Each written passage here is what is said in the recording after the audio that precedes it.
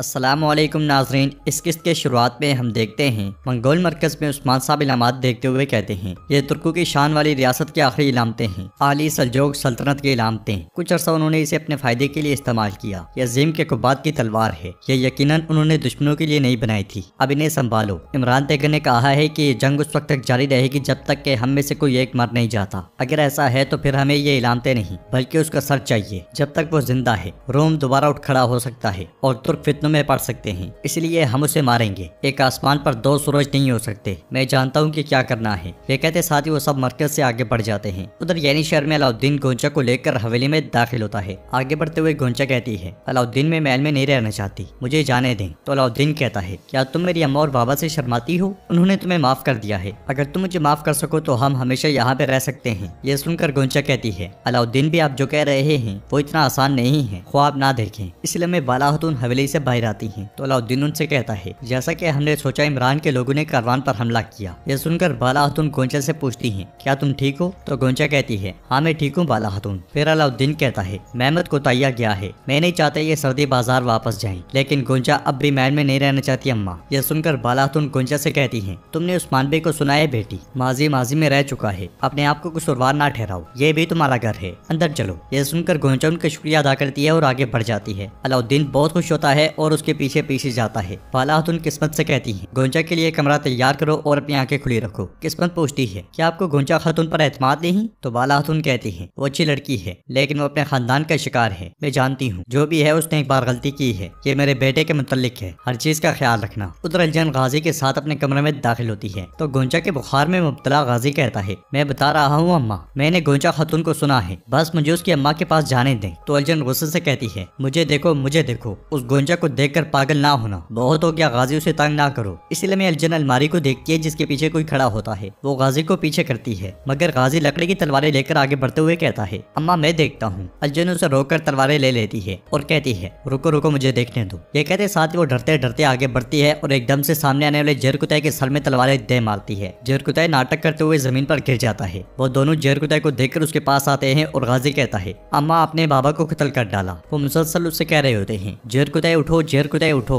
जेरकुतै आंखें खोलता है और उन्हें देखते हुए कहता है, तुम कौन हो? मैं कहाँ हूँ? अलजन हैरानगी से पूछती है, क्या मैं अलजन हूँ, तुम्हारी बीवी, ये तुम्हारा बेटा है गाजी। गाजी को देखकर जेरकुतै एकदम से अदब से बैठ जाता है और सीने पर हाथ रखते हुए कहता है, उस्मान बे। यह सुनकर गाजी कहता है, बाबा को लगता है कि मैं उस्मान बे हूँ। अल्लाह का शुक्र है कि इन्हें उस्मान बे याद हैं, लेकिन लगता है कि हमें भूल गए हैं। ये देखकर अलजन कहती है, ओह मैंने इन्हें जोर से मार दिया। यह सुनकर गाजी परेशान होकर जेरकुतै से लपकते हुए कहता है, बाबा क्या आपको हम याद नहीं? कुछ देर जेरकुतै उसे देखता है मगर फिर एकदम से उसे उठाते हुए कहता है, मैं तुम्हें कैसे बोल सकता हूँ, मेरे शेर तुम्हारे बाबा वापस आ गए हैं। ये कहते साथ ही वो गाजी से बहुत प्यार करता है और गाजी भी उससे प्यार करता है। काफी देर तक उनका प्यार देखने के बाद अलजन कहती है, मेरा एक छोटा सा सवाल है, क्या मैं तुम्हें याद हूँ जेरकुतै? यह सुनकर जेरकुतै आंखें फाड़ फाड़ कर उसे देखता है मगर कुछ नहीं बोलता। अलजन तलवार उठाते हुए कहती है, मुझे देखो, अगर कहा कि मैं नहीं पहचानता तो मैं दोबारा जोर से मारूंगी। यह सुनकर जेरकुतै हंसते हुए कहता है, मेरी खातून मैं तुम्हें कैसे बोल सकता हूँ। ये कहते साथ ही वो उससे प्यार करता है। और दूसरी तरफ बाजार में फातिमा उस बहरी खातून के साथ आगे बढ़ रही होती है। फातिमा उससे कहती है, बाजार के बारे में जानो,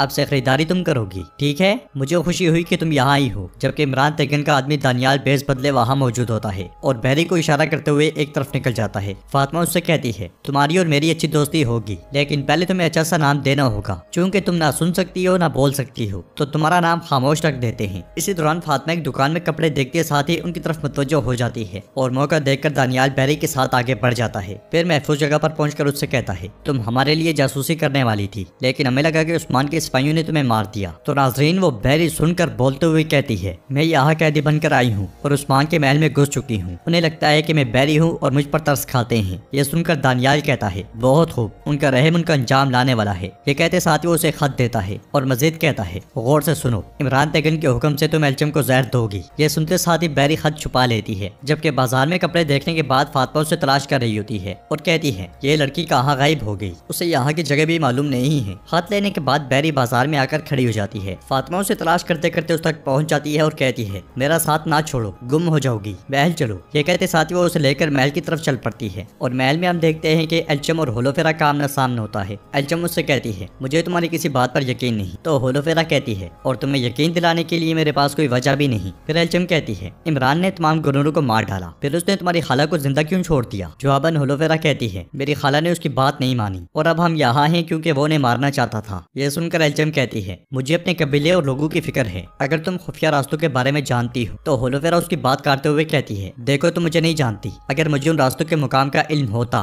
तो मैं यहाँ पनाह लेने के बजाय इमरान को मार कर अपना किला वापस ले लेती। तो एल्चम कहती है, ठीक है, अभी के लिए मुझे तुम पर यकीन है। उम्मीद है कि तुम जल्द अपने किले में वापस चली जाओगी। यह सुनकर होलोफेरा कहती है, देखो एल्चम, तुम मुझे एक हरीफ के तौर पर देखती हो, मगर तुम्हें ऐसे नहीं देखना चाहिए। मेरा वाहिद मकसद इमरान से अपने किले छुड़वा कर वापस जाना है। अब मुझे इजाजत दो। ये कहते साथ ही होलोफेरा आगे बढ़ जाती है। दूसरी तरफ जंगल में ओरहान होलोफेरा को याद कर रहा होता है। इसी दौरान वहाँ पे यूनुस एमरे आते हैं। उन्हें देखकर सब खड़े होकर सलाम पेश करते हैं और ओरहान कहता है, अल्लाह का शुक्र है जो आपको हमारे पास लाया। काफी वक्त हो गया है मुलाकात हुए। ये कहते साथ ही वो उनसे गले मिलता है और यूनुस एमरे कहते हैं, आप एक जंग से वापस आते हैं और दूसरे पर जा रहे होते हैं। हाँ ओरहान बे। तो ओरहान कहता है, मैं मुश्किल तरीन जंगों की तरफ जा रहा हूँ। मैंने रियासत के लिए एक अहम फैसला लिया है, लेकिन मेरे दिल में आग लगी है। अब मैं उस आग का सामना करने महल जा रहा हूँ। इस पर यूनुस एमरे कहते हैं, आपने हिजरत का इंतखाब किया। हाँ, हमारे नबी सल्लल्लाहु अलैहि वसल्लम काबे से बहुत प्यार करते थे। तमाम तकलीफ के बावजूद उन्होंने मक्का में रहने की कोशिश की, लेकिन तब मक्का में इस्लाम की दावत फैलाना मुमकिन नहीं था। चुनांचे वो मदीना हिजरत करके इस्लाम की तबलीग के लिए उन्होंने काबे से दूर रहने का इंतखाब किया और इस्लाम की सरबुलंदी मदीना में शुरू हुई। अब आप भी हिजरत कर रहे हैं, आपका दिल जल रहा है, लेकिन कौन जानता है कि ये जलना मुस्तकबिल में क्या अच्छी चीजों का बाइस बने, क्योंकि आपने इस्लाम के मकसद को अपने दिल के मामलात पर तरजीह दी। तो ओरहान कहता है, मेरा फर्ज है वो करना जो दो सरदारों के मुस्तकबिल के लिए लाजमी है। इस्लाम की सरबुलंदी के लिए मैं ऐसे 1000 दिल कुर्बान करने को तैयार हूँ। मैं तैयार हूँ, लेकिन वो। तो यूनुस एमरे कहते हैं, हर कोई अपने अमाल का खुद जिम्मेदार है। उनके इम्तिहान मुख्तलिफ हैं। ये इम्तिहान लोगों को हक के रास्ते पर लाने का बाइस बनता है। ये एक मौका है। हम में से हर एक को सिराते मुस्तकीम तलाश करने के लिए इस इम्तिहान से गुजरना होगा। रब हम सबको अपने नफ्स के ख्वाहिशात के साथ जद्दोजहद में फातेह बनाए। ये सुनकर ओरहान आमीन कहता है। उधर गार में उस्मान साहब के सिपाही अपने जख्मों का इलाज कर रहे होते हैं और आइकुत खाना बना रहा होता है। शामिल उसे बड़ी बड़ी सब्जियां काट कर देता है तो वो कहता है, अरे भाई ये क्या है, हम इसे खाएंगे? हम घोड़े थोड़ी ना हैं। तो शामिल कहता है, मैं इसे ज्यादा नहीं कर सकता भाई, मैंने खंजर का इस्तेमाल किया। जवाबन आइकुत कहता है, ये सरदार ने भी खाना है इसलिए कहा। इसी दौरान वहाँ पे आने वाले उस्मान साहब कहते हैं, आइकुत तुम्हारे सरदार ने महल में परवरिश नहीं पाई, हम ऐसी दावतों के आदी हैं, चलो खाते हैं। ये कहते साथ ही वो सब बैठकर खाना खाने लग जाते हैं। इसलिए में वहाँ पे एक सिपाही आता है और कहता है, जनाब इमरान तेगन का कोई सुराग नहीं मिला। तो उस्मान साहब कहते हैं, फिक्र ना करो, वो खुद हमें उस वक्त तलाश करेगा जब वो मरने के लिए तैयार होगा। चलो आ जाओ, खाने में शामिल हो जाओ। फिर आइकुत से कहते हैं, अरे आइकुत माशाल्लाह, मैं तुम्हें फौज का बावर्ची बनाऊंगा। ये सुनकर सब हंसने लग जाते हैं और आइकुत कहता है, नहीं जनाब, मुझे अपनी तलवार ही चाहिए। इस पर सुंगुर आगा उस्मान साहब से कहते हैं, आपका सिपाही बहुत बासलाहियत है, मुझे इसकी जरूरत है। जवाब उस्मान साहब कहते हैं, मैं जानता हूँ, अगर आप कहें तो फिर आप खाना बनाएंगे। तो सुंगुर आगा कहते हैं, ठीक है जनाब, जो आप चाहेंगे मैं वो करूंगा। खाना खाने के बाद उस्मान साहब कहते हैं, वो इलामतें लेकर आओ। ये सुनते साथ ही आइकुत चला जाता है और नाजरीन एपिसोड भी इख्तिताम पजीर होती है। अगर आपको वीडियो पसंद आए तो वीडियो को लाइक करें, चैनल को सब्सक्राइब करें और बेल आइकन पर लाजमी से क्लिक कर